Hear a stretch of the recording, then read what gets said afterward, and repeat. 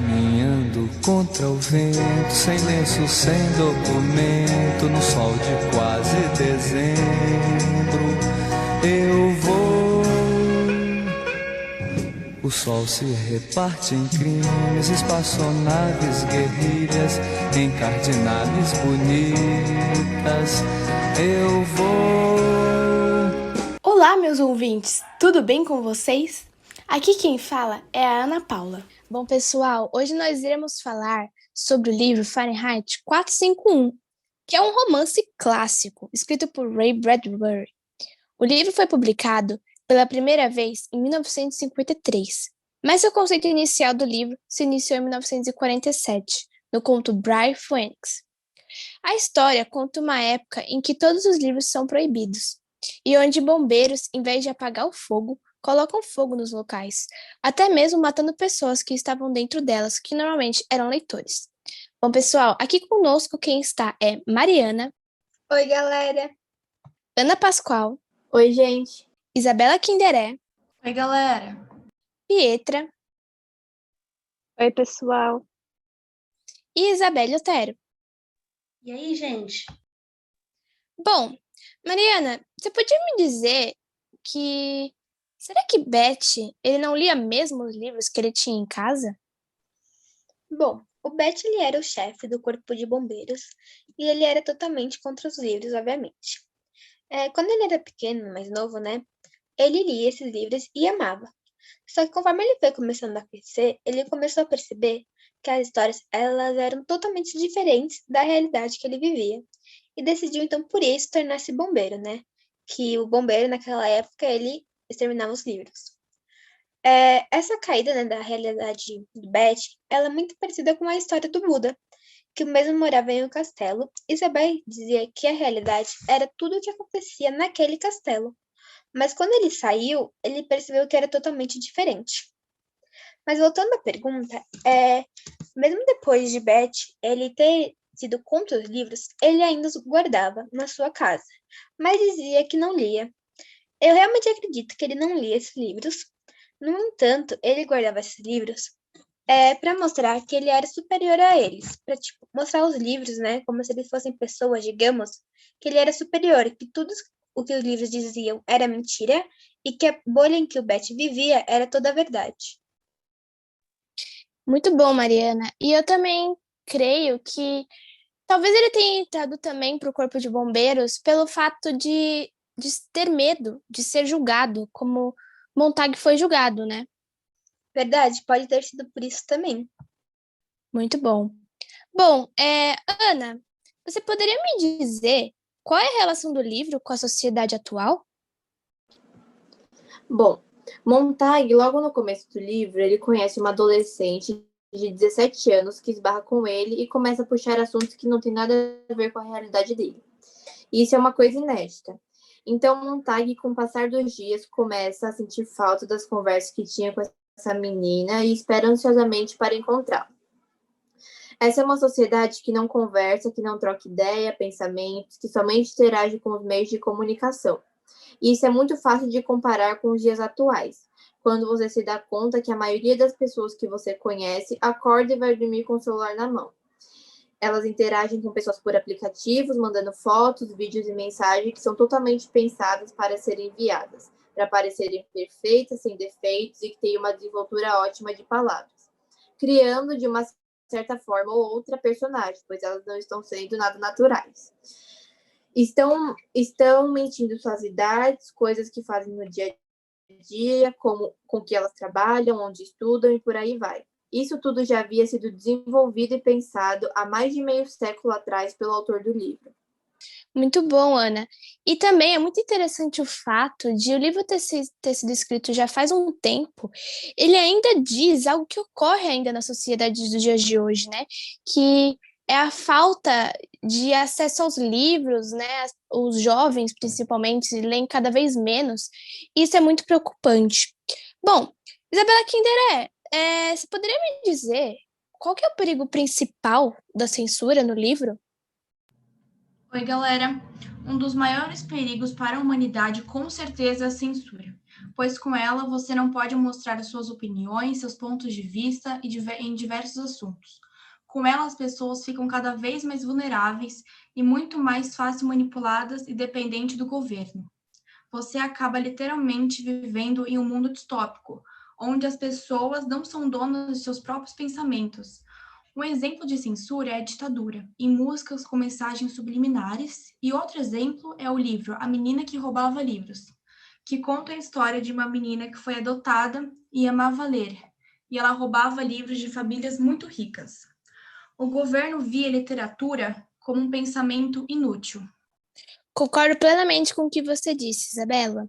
E sobre essa questão das músicas, né, da ditadura, uma das músicas mais famosas dessa época foi o Cálice, de Chico Buarque. Escrito em 1978. Também temos Alegria, Alegria, de Caetano Veloso, escrito em 1968.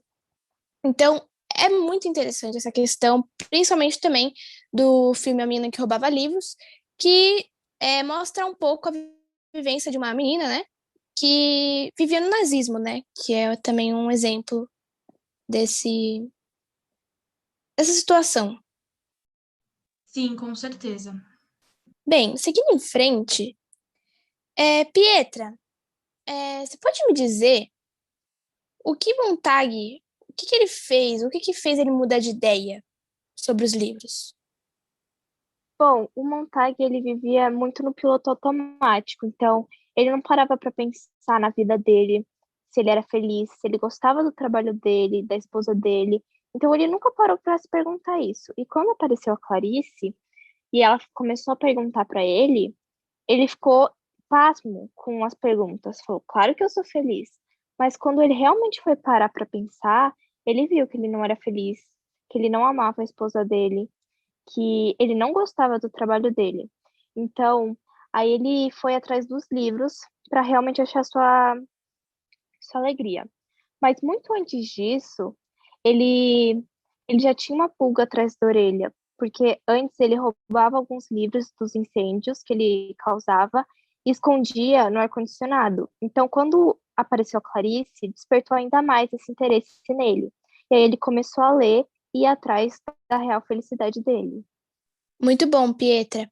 E também a moral desse momento do livro é que nos mostra que a leitura, ela amplia, né, o nosso conhecimento, o nosso ponto de vista.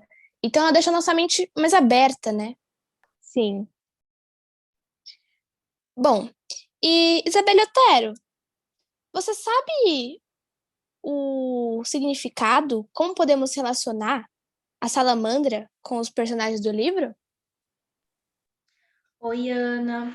Então, a salamandra, ela é muito citada ao longo da história e, pelo que se entende, ela é o símbolo do corpo de bombeiros. Porém, se a gente for ver na história, a gente pode atribuir um significado muito mais profundo, né, da salamandra na história. A salamandra, ela é um réptil muito arisco, então quando ela está perto de outros animais ou pessoas, ela se sente muito acuada e ela foge. E a gente pode relacionar essa característica da salamandra com personagens do livro, como o Montag, o Faber e a Clarice, né? Que eles queriam sair dessa realidade em que eles viviam, que era muito automática e censurada, porém eles tinham medo. Então, por exemplo, o Montag, ele sabia que a vontade dele de ler os livros, ou os livros que ele guardava na casa dele, e essa ideia que ele tinha de querer sair, né, dessa bolha em que eles viviam, era errado. Eram pensamentos errados na sociedade em que ele vivia. Então, até mesmo quando ele estava perto do Beth, principalmente, porque ele era o chefe do corpo de bombeiros, ele tinha muito medo de ser descoberto ou de ser julgado e até mesmo morto, né? Então, assim como a salamandra, inclusive, né, ela foge quando ela se sente acuada, ele também procurava fugir dos pensamentos dele, das vontades dele, e ele se sentia incomodado, né, de ficar perto do Beth. Concordo plenamente, Isabelle. Bom, mas alguém queria fazer alguma colocação? Ana, eu gostaria de fazer uma a respeito da questão que a Isabela falou sobre, né, que é o perigo da censura. Um exemplo muito conhecido, né, de censura é o nazismo. Então, o nazismo, que ocorreu durante o governo de Adolf Hitler na Alemanha, ele é um exemplo de censura que foi praticado, né, contra minorias da sociedade, mas principalmente contra os judeus, que eles foram impedidos de praticar os seus costumes, seus ideais, as suas religiões. Eles foram impedidos de manifestar a religião deles, né? Então, e foi da pior forma, inclusive, né? Eles foram mortos, eles foram levados para campos de concentração, foram torturados. E o resultado disso foi a morte de 6 milhões de judeus, aproximadamente, né? Então, esse é um exemplo famoso de censura e que mostra que ela realmente só faz mal para a sociedade. Muito bom, Isabelle, sua colocação. Bom, pessoal, esse foi o nosso debate sobre o livro Fahrenheit 451, de Ray Bradbury. Esperamos ter mostrado que esse livro tem um desenvolvimento muito amplo e que se aplica nos dias de hoje. Muito obrigada por ter ouvido nosso podcast e tchau, tchau!